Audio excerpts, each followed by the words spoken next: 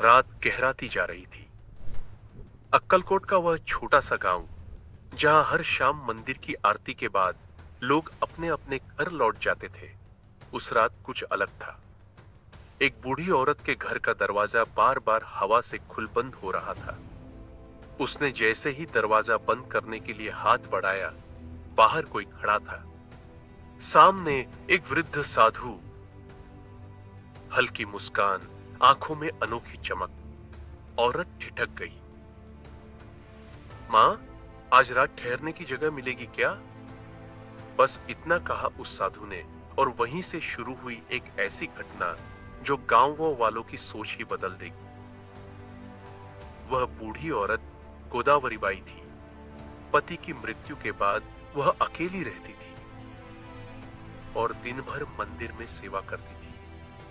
घर में खाने को बस थोड़ा सा जौ का आटा और नमक था। उसने साधु को देखा और मन में सोचा, आज तो घर में कुछ नहीं है, पर अतिथि को कैसे मना करूं? उसने झट से कहा, आइए बाबा, घर छोटा है पर मन से स्वागत करूंगी। साधु चुपचाप भीतर आए। वह उनके लिए मिट्टी के चूल्हे पर रोटियां सेकने लगी। जब उसने देखा कि रोटियां वो बस 2 ही बनेंगी, तो उसने खुद न खाने का निर्णय लिया। पर जैसे ही उसने पहली रोटी साधु को दी, साधु ने मुस्कुराते हुए कहा, मां, तू भी खा ले, मेरे लिए चिंता मत कर। गोदावरीबाई ने कहा, बाबा, मेरे लिए प्रसाद यही कि आप तृप्त हों। साधु हंसे। वह हंसी सामान्य नहीं थी। उसमें एक ऐसी करुणा थी जैसे कोई मां अपने बच्चे को देख रही हो। अचानक साधु बोले, मां, यह आटा कहां से लाती है? पास के गांव से लाती हूं बाबा, बस जितना रोज के लिए चाहिए। साधु बोले, कल से तू देख, तेरे घर का भंडार कभी खाली नहीं होगा। गोदावरीबाई कुछ समझ नहीं पाई, पर उसने सिर झुका दिया और बोली, आपका आशीर्वाद चाहिए बाबा। रात बीत गई। सुबह जब वह जागी तो देखा जो आटा खत्म हो गया था, वह पात्र पूरा भरा पड़ा है। वह हैरान रह गई। उसने दौड़कर मंदिर जाकर सबको बताया, पर किसी ने विश्वास नहीं किया। उस रात फिर वही साधु उसके दरवाजे पर आए। गोदावरीबाई ने प्रणाम किया। बाबा, आप कौन हैं? साधु ने हंसकर कहा, मैं तो वही हूं जो सबके दुख हरता है। मैं वही जो अक्कलकोट में वास करता हूं।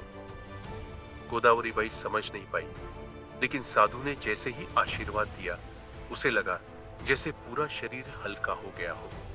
उसके मन की उदासी जैसे उड़ गई। सुबह जब वह मंदिर पहुंची तो पुजारी भागते हुए आए। गोदावरीबाई, आज रात स्वामी समर्थ महाराज यहां प्रकट हुए थे। उन्होंने कहा था कि एक उनकी भक्त स्त्री ने भूखे साधु को भोजन कराया है, इसलिए उन्होंने उसे आशीर्वाद दिया है। गोदावरीबाई के हाथ कांप गए। उसकी आंखों से आंसू बह निकले। अरे, वो तो मेरे घर पधारे थे, मेरे घर। अगले कुछ दिनों में पूरे गांव में बात फैल गई। लोग उसके घर आने लगे, आशीर्वाद मांगने लगे। पर गोदावरीबाई का मन बदल गया था। अब उसे कोई इच्छा नहीं रही। वह कहने लगी, स्वामी समर्थ ने दिखाया कि भगवान भूखे पेट नहीं रहते।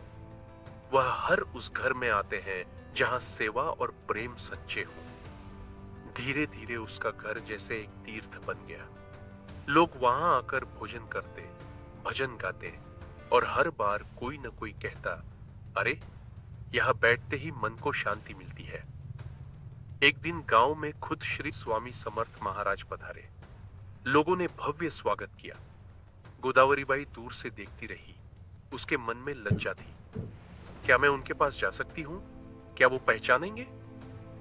पर जैसे ही वह भीड़ में पहुंची, स्वामी समर्थ ने तुरंत उसकी ओर इशारा किया। अरे मां, तू वही ना जिसने उस दिन अपने हाथों से रोटियां दी थीं? सब लोग आश्चर्य से देखने लगे। स्वामी बोले, देखो, ईश्वर को प्रसन्न करने के लिए कोई बड़ा यज्ञ या धन नहीं चाहिए। बस एक सच्चा भाव और किसी भूखे को खिलाने का प्रेम, वही सच्ची पूजा है। गांव के लोग नतमस्तक हो गए। गोदावरीबाई के आंसू रुक नहीं रहे थे। उस दिन के बाद गोदावरीबाई ने जीवन भर सेवा को ही पूजा बना लिया।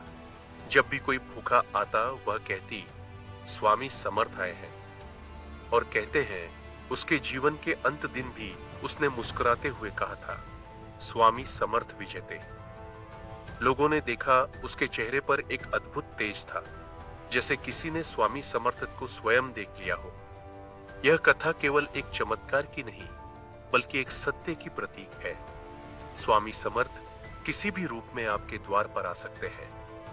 वो परीक्षा लेते हैं कि क्या आप पहचान सकते हैं, क्या आपके हृदय में सेवा का भाव है।